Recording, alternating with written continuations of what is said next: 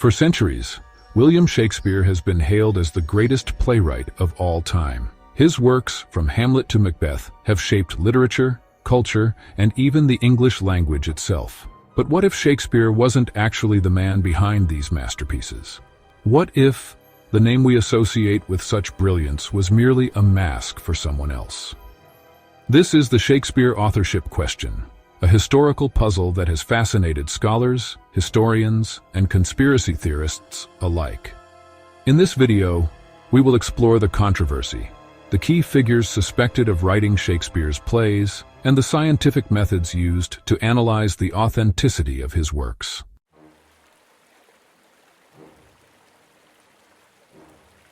William Shakespeare was born in 1564 in Stratford-upon-Avon, a small market town in England.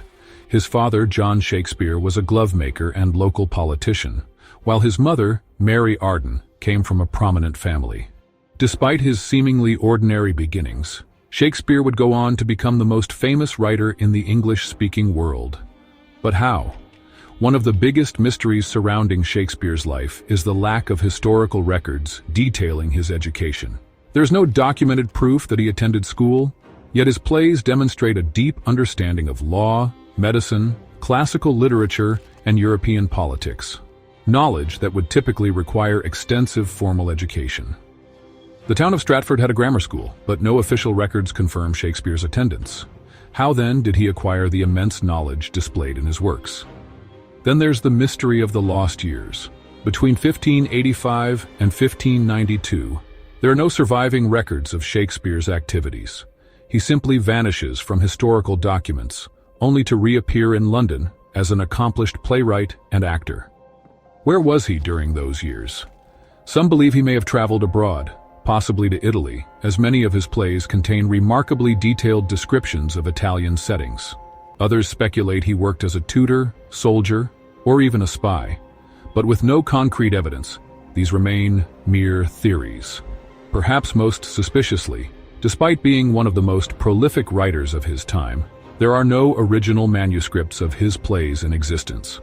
Not a single handwritten draft of Hamlet, Macbeth, or Romeo and Juliet has ever been found.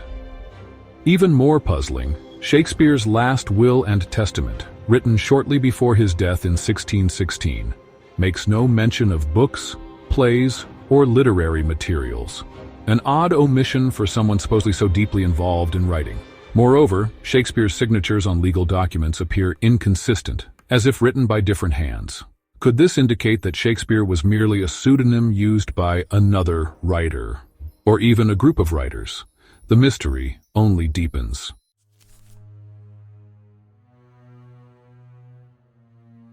The Shakespeare authorship debate proposes that someone else, perhaps a noble or a scholar, used Shakespeare as a front.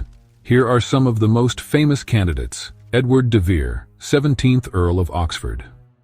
A well-educated nobleman, de Vere traveled extensively across Europe, had access to royal courts, and possessed the literary skills to match Shakespeare's works.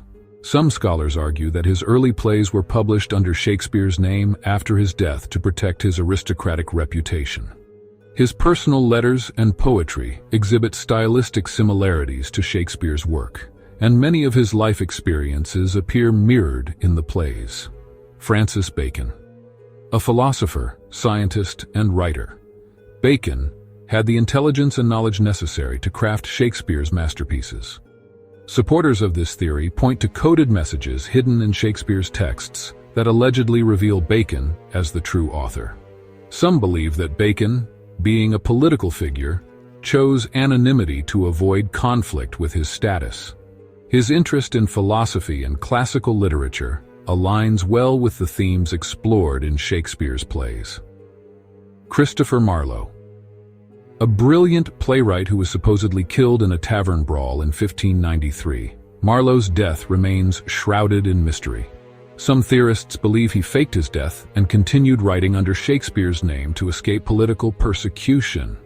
Marlowe's plays bear strong thematic and linguistic resemblance to Shakespeare's early works, leading some to speculate that he either influenced or outright continued writing under the pseudonym of Shakespeare. Mary Sidney Herbert. One of the few women proposed as the true author, she was a highly educated aristocrat with deep literary knowledge and access to resources beyond what Shakespeare himself would have had. As a patron of the arts, she was well versed in poetry and had strong ties to literary circles, making her a compelling candidate. Some researchers argue that her gender might have necessitated a male pseudonym in an era when women writers were not taken seriously. Roger Manners, 5th Earl of Rutland. Another candidate with extensive education and European travels, Manners had the background and resources to craft the elaborate narratives seen in Shakespeare's plays. Some theorists suggest that he, along with a group of noblemen, collaborated on the plays under the Shakespearean name.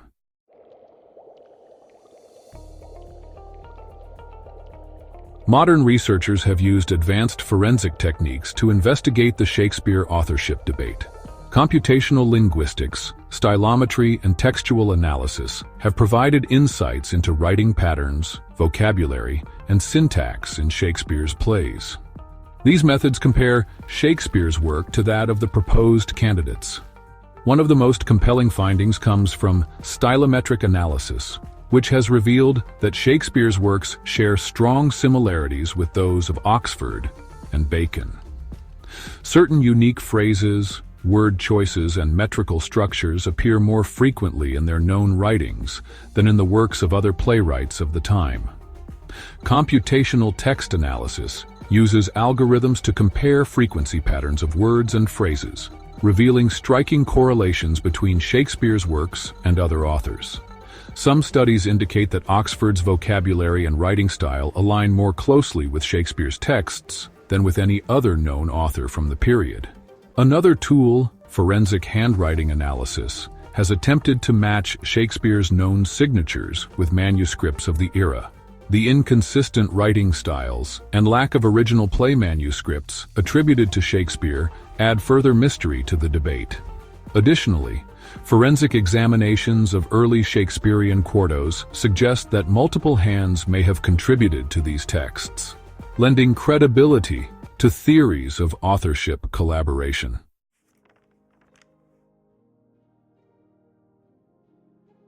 Yet, despite all these doubts and tantalizing theories, there remains one unshakable fact. Shakespeare's name appears on the plays. His name was well known in London's theatre scene. He was acknowledged as a writer in his own time. Could all of this truly be a deception? Historical records, including theatre contracts, legal documents, and references from contemporary writers, firmly tie William Shakespeare of Stratford to the plays and poems attributed to him. Critics of the authorship debate argue that there is no direct evidence proving that someone else wrote the plays, and that the supposed inconsistencies in Shakespeare's biography are simply due to gaps in historical records, common in the 16th century.